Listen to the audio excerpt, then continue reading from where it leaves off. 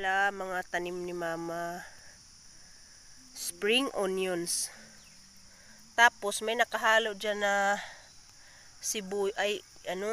pechay. Sa taas may kamatis naman siya, bagong tanim, bigay ng kanyang friend. Ito guys pala yung hinalo ni Mama kagabi sa tinulang manok na native. Ayan guys. Bigay yan sa sa DE. Binigay pala ito guys ng DE, itong pechay na to. Sa DE ba, yung Department of Agriculture. Ayan si Mami guys. Mami, kaway-kaway ka muna sa mga viewers natin.